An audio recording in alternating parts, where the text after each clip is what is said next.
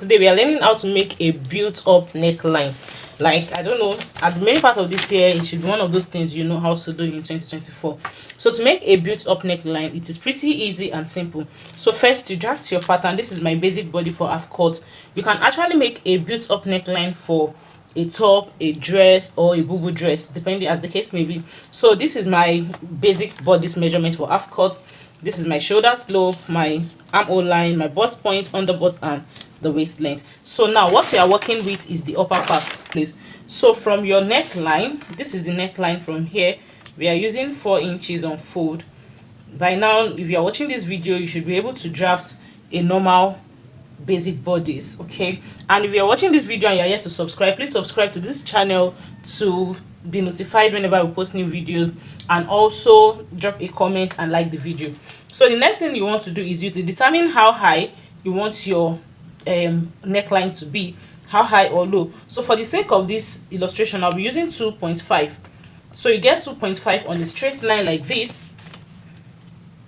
I'll just do it faintly because we are not using this particular one. So I don't know if it is clear, if you can see it.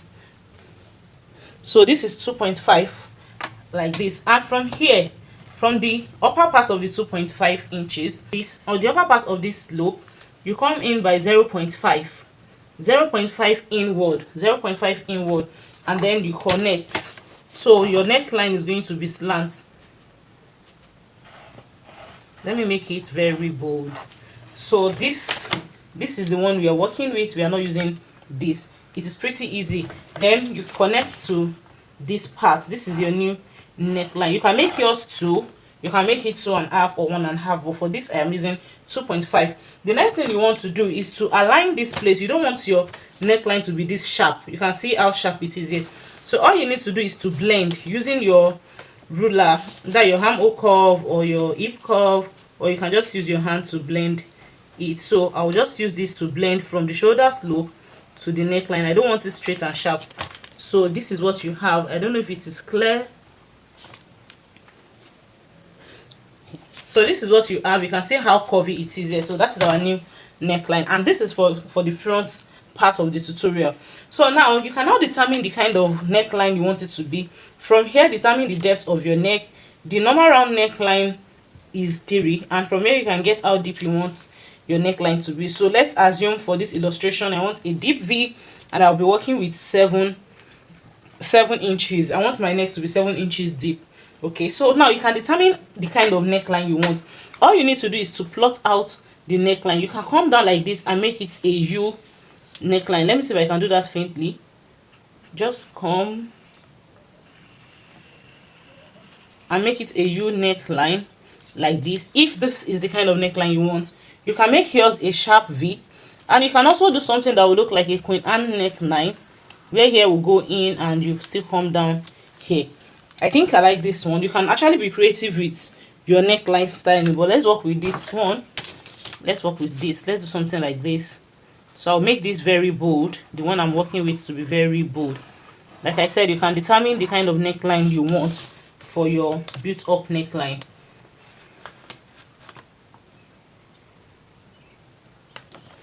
So the good thing about this built-up neckline is it is always very pretty and it is versatile. Good. Can you see the kind of neck we have? I'm using this paper, assuming it to be on fold, as you can see.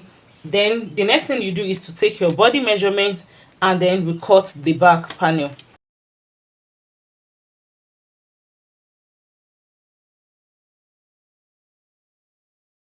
Back pattern. If you are making a boo-boo dress using the built-up neckline, a boo-boo dress does not need a zip. Most boo-boo dresses does not need a zipper allowance. So all you need to do is to place your front pattern on the back like so and connect together. Then you cut out.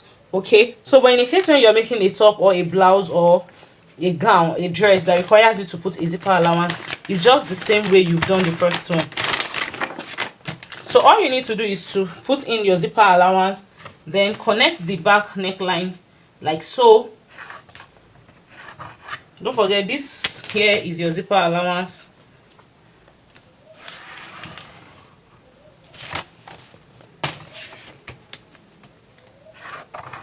So connect it like so. This is the front part, this is the back part of your pattern paper. So all you need to do is to trace out this shoulder slope. Let's see if I can use my ruler to trace it out. And make sure it follows the same prompt, like the same curvy shape as seen here. I'm not so good at tracing. Yeah, so the neckline is the same. Put your armhole line and like that. So I'm not really doing an illustration on how to cut a dress or something here. I'm just trying to show you how the back is going to look like. So let me just trace this out. Let me trace it out.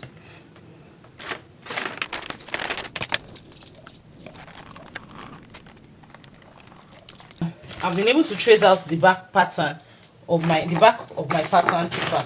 So what you need to do is, if you're adding a zipper to this, you can still get creative with your back.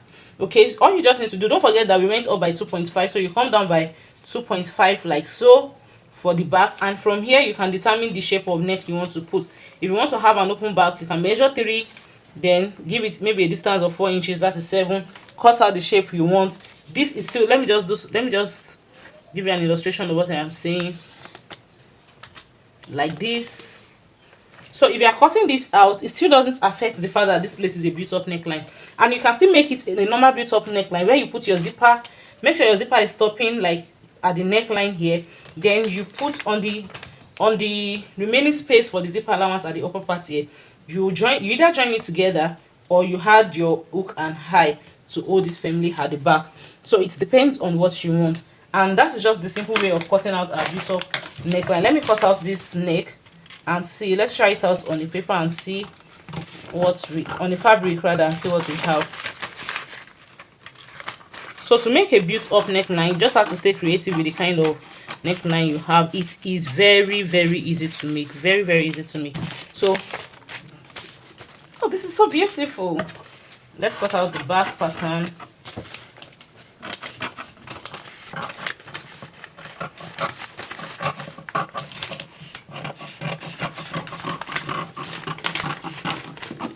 So this pattern that I'm cutting out, it will be very easy for me because it's my size. I can use it to make a different outfit. So there is one more thing I want to say. Now you can see, this is what I want you to see. When you want to join together, after turning either with your lining, if it's not going to have lining or something, you are joining your shoulder from this place, from here. You are joining it together with the upper part like this. So at the end of the day, when you open up, you have something like this. So you have to make sure you are joining the shoulder the way the neck is, just like so. And by the time you're wearing it, it will open up like so. So this is just a built-up neckline. And if you're always having a bulge at the back of your dress, now there is this method that I've been using that works perfectly for me to remove excess bulge. After cutting out your back pattern, most times we don't take, the back is shorter than the front. The back pattern is always shorter than the front by 1 inch. So if you're doing that, you take in your bust dart. But for this one, I'm not taking in my bust dart. Sometimes I want to cut with freehand. All I do is to come up on the center back by 1 inch. Just come up on the center back by 1 inch and slant the 1 inch down to where your measurement is. I don't know what is wrong with this one. So all you need to do is just to slant it like so, and you cut out this part.